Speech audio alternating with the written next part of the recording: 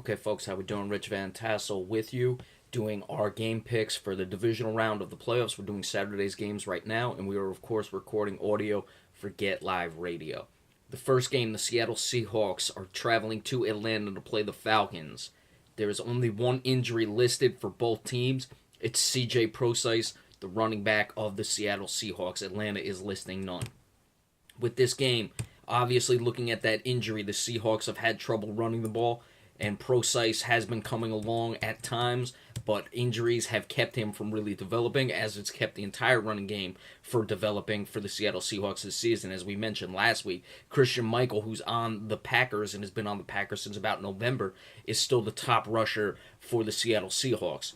So that has been a problem for them. And obviously, when you're playing a team like the Atlanta Falcons with that potent offense, you'd like a running game to be able to keep them off the field. So it's going to be incumbent on Russell Wilson to move the chains in this game, finding his receivers. Even if it's short passes, he may have to run himself.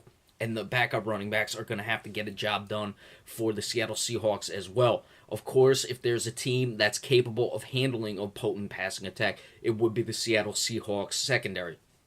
As we discussed with the Seahawks last week, they have the tendency to coast, to take themselves a little for granted, take their talents for granted, that is, knowing that they've accomplished a lot. It's not surprising for a team that has been as successful as they are, but we also saw it last week at the beginning of the game.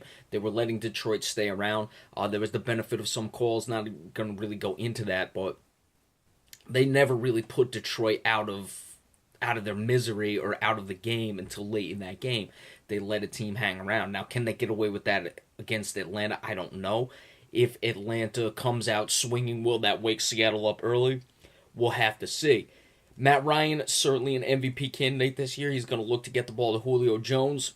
Julio Jones did only have 6 receptions this year. You look at a guy in comparison, Doug Baldwin, the top receiver for the Seattle Seahawks. He had over 10 more receptions. He did have a lot less yards than Julio Jones, but did have more touchdowns. So Julio Jones has gotten downfield, but he hasn't gotten the ball in the end zone. So we'll see what happens. I'm expecting Richard Sherman to blanket Julio Jones, even if Julio Jones has the big plays but doesn't get it in the end zone. If Atlanta's not able to score touchdowns, that's going to be beneficial to the Seattle Seahawks.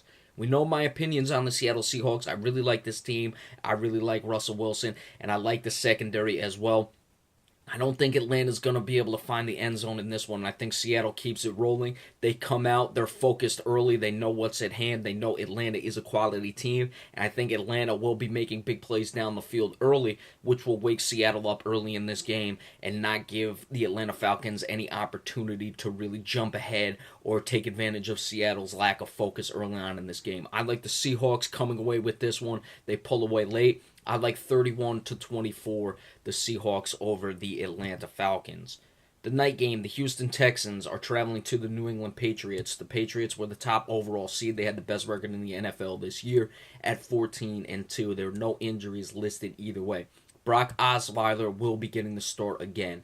For New England, obviously the far superior team. They have to make sure that they come out and look to put Houston down right away. They have all the talent.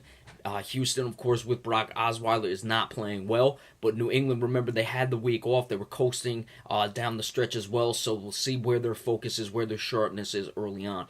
Don't expect New England can just walk out on the field and put Houston away early. We know Houston's offense struggles, but their defense is certainly spectacular. They have the ability to get pressure on the quarterback as well with Jadeveon Clowney.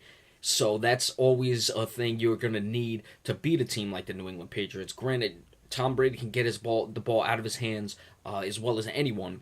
He can distribute the ball to all his variety of weapons, so certainly he'll mitigate the pass rush in that regard, but you're going to have some sort of pass rush to be able to beat the New England Patriots. That's really what it comes down to. So look for Clowney. Whitney Merciless is another guy. You do have some good players in the secondary for the Houston Texans. Jonathan Joseph, but he's more of a big guy who covers the outside receivers, and the slot is where Tom Brady will kill you, and I expect that to happen in this game. LeGarrette Blount, I think he'll struggle to put up a huge game, but he'll still be effective enough to get the job done in this one.